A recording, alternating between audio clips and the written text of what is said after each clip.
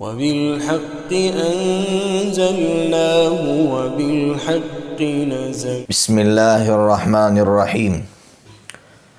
الحمد لأہلہ والصلاة علی اہلہا ما بعد. ایک اہم مسئلہ یہ ہے کہ میت کے اس دنیا سے چلے جانے کے بعد میت کے گھر والوں کے لیے کھانا بھیجنا، اس کا کیا حکم ہے؟ دیکھیے، سب سے پہلے اس کے لیے میں ترمذی شریف کے اندر ایک حدیث ہے، حدیث کا نمبر ہے 982.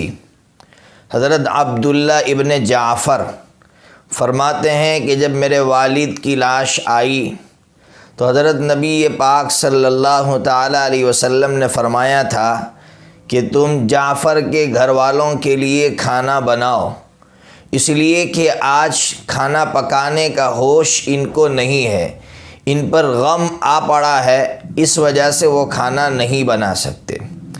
اس حدیث کی روشنی میں علماء کرام یہ فرماتے ہیں کہ پڑوسی یا رشتہ دار اخلاقاً، یعنی اخلاق کا تقاضا یہ ہے کہ وہ میت کے گھر ایک دن کے لیے کھانا بھیجے.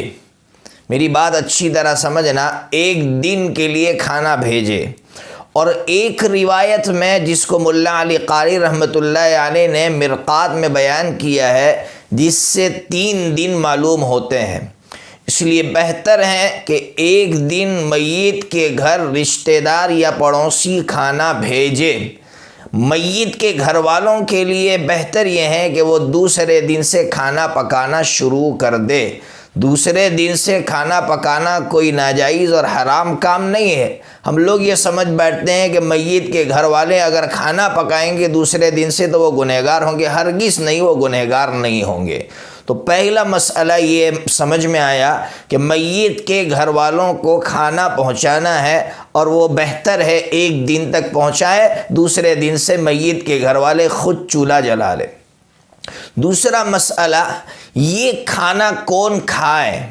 تو دیکھیے، یہ کھانا وہی لوگ کھائیں گے جن پر صدمہ طاری ہوا ہے. حدیث پاک سے سمجھ میں آتا ہے کہ جن کے ہوش اڑ گئے ہیں، کھانا پکانے کا کوئی ہوش نہیں ہے، انتظام نہیں کر سکتے کھانے کا، وہ لوگ اس کھانے میں شرکت کریں گے. آج ہم دیکھتے ہیں کہ ہمارے یہاں موت میت ہوتی ہے تو محلے کے لوگ، معلوم نہیں پورا گاؤں جمع ہو جاتا ہے اس کھانے پر. یہ درست طریقہ نہیں ہے، اس لیے کہ اس کے کئی نقصانات ہیں. لوگ پوچھتے ہیں اس کے نقصانات کیا ہے؟ سب سے پہلا نقصان تو یہ ہے کہ پھر یہ ایسا لگے گا جیسے شادی کی دعوت ہے. ہم کو ایسا ہی لگتا ہے کہ آج بہت بڑی دعوت ہے، کوئی شادی ہو رہی ہے. دوسری بات، پکانے والوں پر ایک بوجھ ہو جائے گا. اس لیے اسلام سمپل مذہب ہے. اسلام چاہتا ہے کہ پکانے والے پر آسانی، اور یہ اسی وقت ہو سکتا ہے جب کہ چند لوگ شریک ہو جائے.